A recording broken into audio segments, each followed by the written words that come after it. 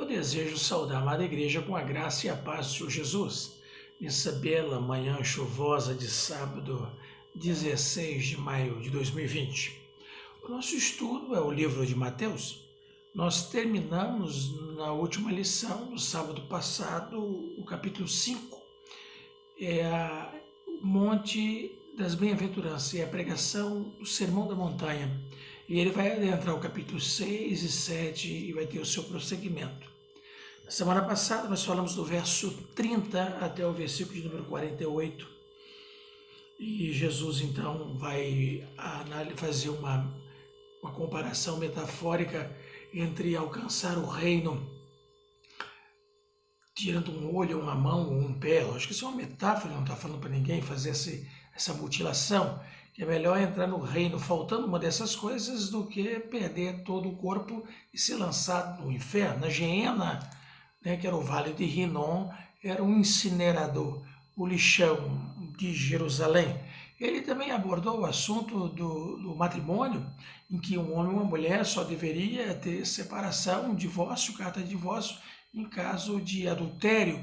E ele pressiona, nós fizemos uma comparação com Marcos e citamos no capítulo 19 também de Mateus, que ele faz essa abordagem, onde os discípulos falam, poxa, mas se é só a condição de separação, divórcio, é difícil um homem conviver com uma mulher. Jesus ainda disse, olha, isso não é para qualquer ouvir.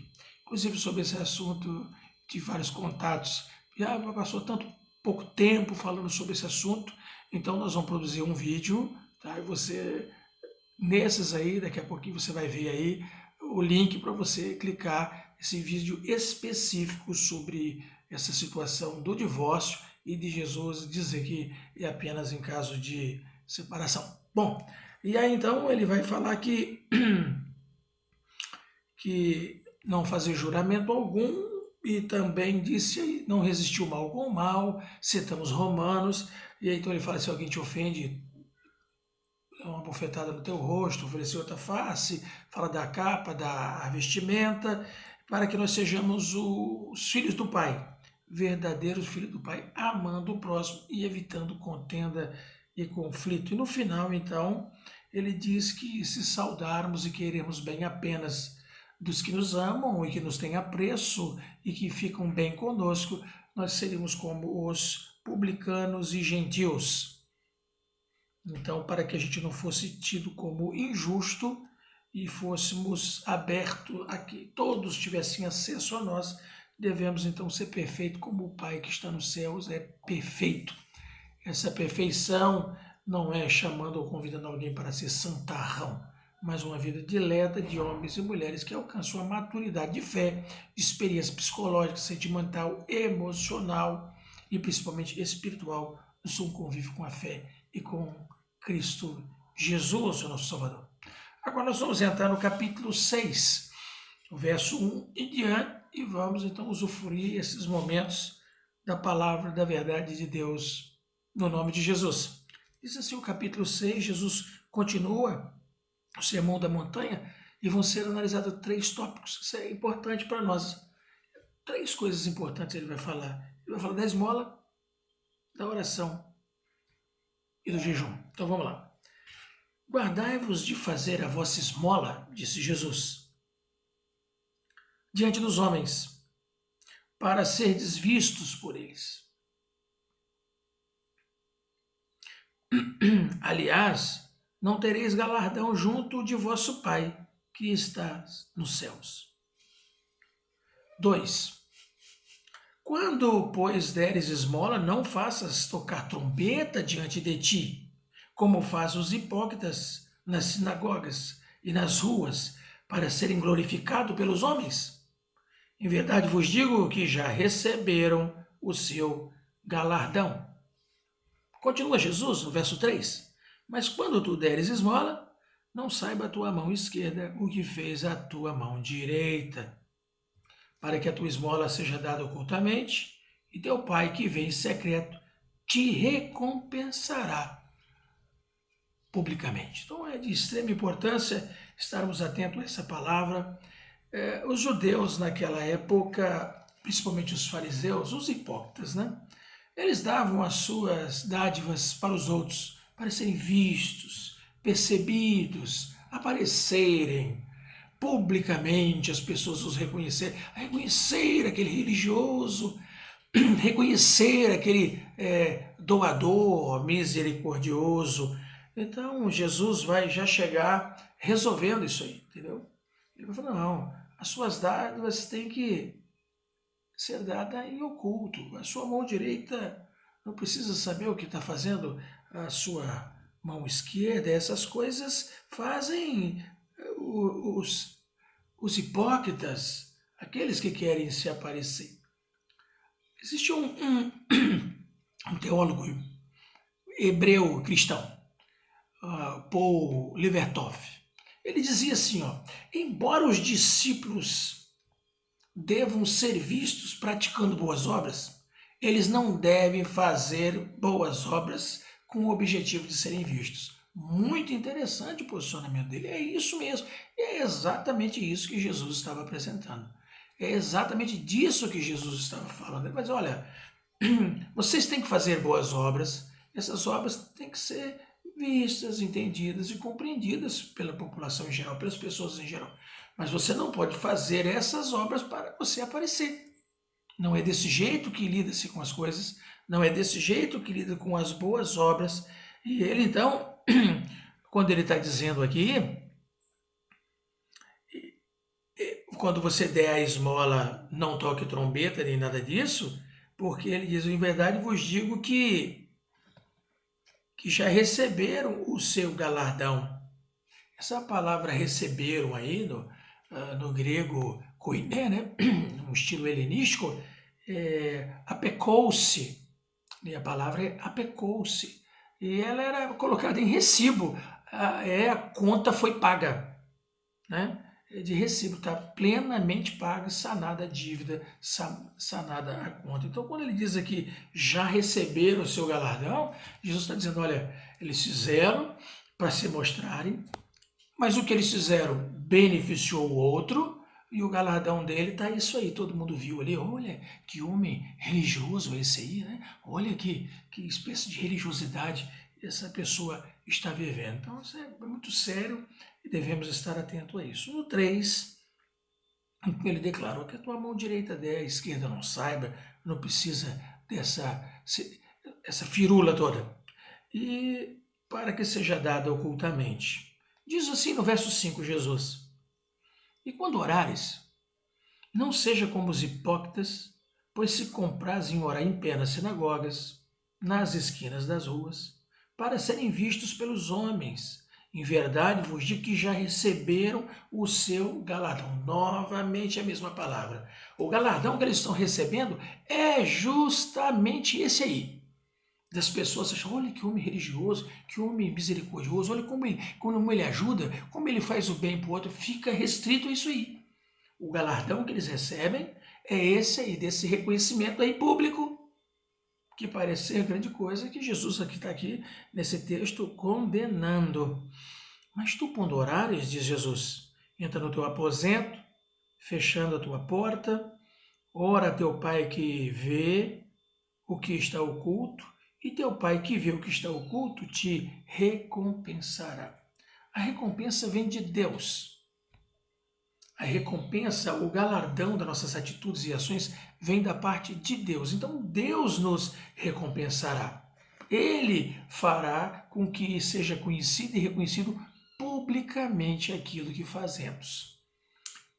Procede dele essa recompensa, não das nossas atitudes, do nosso jeito de praticar essa religiosidade, né? É uma coisa assim tremenda. E diz mais no verso 7, e orando não useis de vãs repetições como gentios, que pensam que por muito falarem serão ouvidos. 8. Não vos assemelheis, pois, a eles, porque o vosso Pai sabe o que vos é necessário antes de vós lhe pedirdes. E aí, então, a partir do verso 9, ele vai apresentar a célebre oração, o Pai Nosso, a oração universal. É justamente sobre isso que Jesus quer chamar a atenção, sobre os homens se entenderem e se apresentarem como grandes pessoas religiosas. Quando ele cita aqui os gentios, entendeu? Comparando com esses fariseus hipócritas, esses religiosos hipócritas, o que ele está querendo chamar a atenção é o seguinte: eles achavam, eles entendiam que naquelas suas devoções que eram inconsequentes e muitas vezes destituídas de sentido, porque na verdade é repetição de palavras e falando aquele falatório, quer dizer, tagarelando, entendeu? Como um pagão fazia. Porque o pagão ele acreditava que por muito falar, por muito fazer, por muito agir para o seu rei, para o seu Deus, a respeito do seu Deus, então ele seria atendido pelo seu Deus. Estou falando aqui do pagão. O judeu estava no mesmo nível. Eles entendiam que aquele excesso, aquele volume de suas práticas religiosas iria então fazer com que aquele Deus ali eu tenho que corresponder às expectativas desse moço aí, desse religioso aí, porque ele é um volume de orações e de deprecações e de ofertas e de dádivas e disso e aquilo outro, então como se Deus se sentisse obrigado a fazer. Era assim que eles se sentiam. Era assim mesmo que eles faziam. Então nós temos que entender e compreendermos isso aí. Não é dessa forma, não é desse jeito, não é desse modo. E eu vou então, em vez de lermos agora o versículo de número 9, que é a oração do Pai Nosso, vamos para o 16, que Jesus vai dizer assim, olha, quando jejuares, que eu quero ligar os assuntos, as esmolas, a oração e o jejum. Quando jejuardes, não vos mostreis contristados como os hipócritas, porque desfigura o rosto para que aos homens pareça que jejuam. Em verdade, vos digo que já receberam também o seu galardão. Porém, tu, quando jejuares, unge a cabeça, lave o rosto, para não parecer aos homens que jejuas, mas sim a teu Pai que está em oculto. E teu Pai, que vê o que está oculto, te recompensará. Esses judeus, fariseus, hipócritas, eles tinham prazer especial de desfigurar-se na hora que estavam fazendo o jejum. É um negócio assim tremendo. Usavam cosméticos para fazer com que sua face, suas mãos, parecesse que estava mortificado por aquele sacrifício do jejum. Esse é um negócio tremendo. É difícil até da gente acreditar nisso, mas eles faziam isso. Ninguém deixaria de notar que estava jejuando. O sujeito saía com aquele aspecto, com daqueles apetrechos, de jeito que todo mundo via ali, parece transfigurada a pessoa, com aquelas maquiagens que eles usavam lá, com aqueles cosméticos. E aí então todo mundo, esse religioso aí está jejuando, aí ele, olha como é que ele faz jejum, olha como é que ele é reconhecido. É dessa forma que eles faziam uma coisa assim tremenda. E Jesus vai chamar isso de hipocrisia e não vai dar apoio nenhum a isso. E se bem que Isaías, capítulo 58, já apresentava como que muitos ofereciam para Deus os seus jejuns no seu tempo. Olha que nós estamos falando aqui, no 8º século antes de Jesus. E ele diz assim: clama em alta voz, não te detenhas, levanta a voz como a trombeta, anuncia ao meu povo a sua transgressão e à casa de Jacó os seus pecados. Todavia me procuram cada dia, tomo prazer em saber os meus caminhos, como um povo que pratica a justiça e não deixa o direito de seu Deus. Perguntam-me pelo direito da justiça, tem prazer de se achegar a Deus. Olha que coisa bonita, que coisa bacana, assim. O povo busca e procura, dizendo, olha agora como é que é a conversa. Por que jejuamos nós e tu não atendes? Para isso, por que afligimos a nossa alma e tu não sabes? Eis que no dia em que jejuais, disse Deus, achais o vosso próprio contentamento e requerei todo o vosso trabalho. Eis que para contendas, debates, jejuais, para dardes punhadas impiamente. Não jejueis como hoje para fazer a vossa voz, ouvir a vossa voz no alto.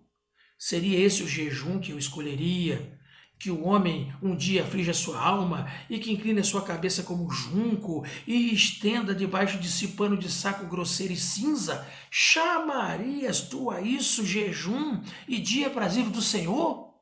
É Deus que está falando através do profeta. Porventura não é este o jejum que escolhi? 2 pontos. Que soltes a ligadura da impiedade, que desfaças a atadura do jugo, e que deixe livre o quebrantado, e que despedace todo o jugo. Por também não é porventura que repartas o teu pão com o faminto, e que recolhas em casa os pobres desterrados, e vendo o nu tu o cubras, e não te esconda daquele que é da tua carne? E aí, o que acontece? Romperá a tua luz como a alva, a tua cura apressadamente brotará, a tua justiça irá adiante da tua face, e a glória do Senhor será a tua retaguarda. É o que Jesus estava lá dizendo. É o que Jesus está apresentando. É o que esse moço aí, o Levertop, falou. Os discípulos devem ter práticas de boas ações, de boas obras. E eles não devem fazer essas boas obras com o objetivo de serem vistos. As pessoas que têm que ver, olha, realmente ele está fazendo a coisa certa, como tem que ser. A gente faz a prática religiosa não para ser visto. O que tem que ser notado é a transformação poderosa do Evangelho na minha vida, na tua vida, e o que Jesus está querendo, que as pessoas vejam em nós a prática do dia a dia. Não como aqueles hipócritas, não como aqueles fariseus que já, séculos antes, o Isaías já denunciava, já reclamava, e Deus disse, se você fizer como Jesus está falando aqui, no capítulo 6 de Mateus, aí a nossa justiça romperá. A coisa vai acontecer, né? E então clamarás o Senhor, diz o verso 9, e o Senhor te responderá, gritará, e ele dirá, eis-me aqui. Então devemos ter essa plena confiança de verdade no amor de Deus, no nome de Jesus. Amém.